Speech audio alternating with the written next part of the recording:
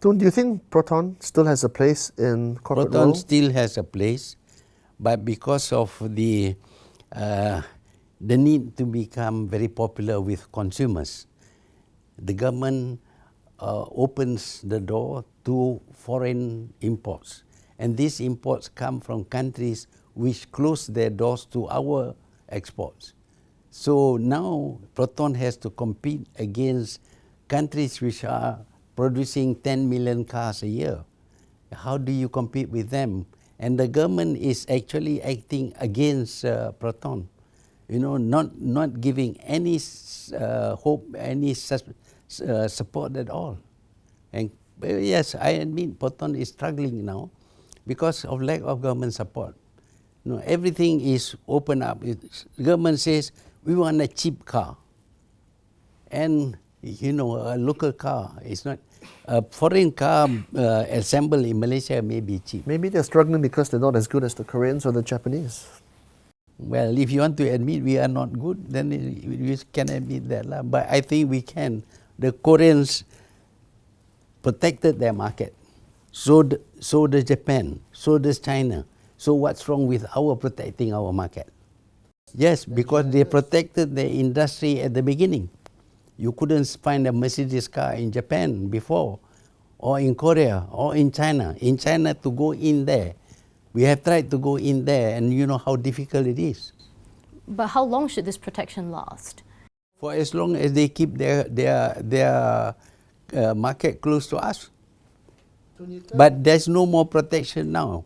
Now, foreign cars are given exemption. If they don't comply with our needs, they're given exemption. Only we've pointed out that 70 cars are given exemption, not complying with Malaysian requirement. But Proton did not get any exemption. Yeah, I think I'm very excited about Proton. I think we can turn it around, accepting that Malaysians are campaigning against Proton. Then how do you change sentiment? We were talking about trust deficit earlier. I think you can do a good job by telling people that it is now the Proton plan is to produce cars which are as good as imported cars. We want also to produce cars which are compliant with Euro 6 in the near future. We will do that. We can do that. We have the technology. Of course, it will cost a little bit more, but then Malaysians always expect a poor quality car selling cheaply. That is not Proton anymore. We have a different idea. Tun, do you have any, I would have say this, regrets over the past couple of years, new ones, ever since the whole issue with 1MDB? I mean, is there anything that you think during your time could have implemented be better for the future? Any regrets? I have some regrets because, the moment I stepped down, I was promoting engineering industries. Today, the machines that have been bought by the government are now left rotting away, rusting away.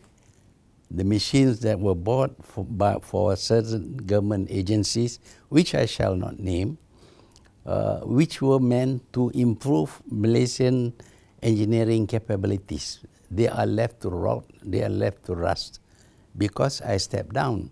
So I regret that. Why couldn't they continue? Because it was the policy of government then was to improve our engineering skills and abilities. But now the trend is let's encourage imports, give special treatment to imports, and make things difficult for the Malaysian engineering industry. You know what it means to reduce the sale of Proton? It means that people who started engineering companies to supply components to Proton, they are suffering. We are suffering, but they are also suffering. About 200,000 people are suffering because of government policy to encourage imports and discourage local industries.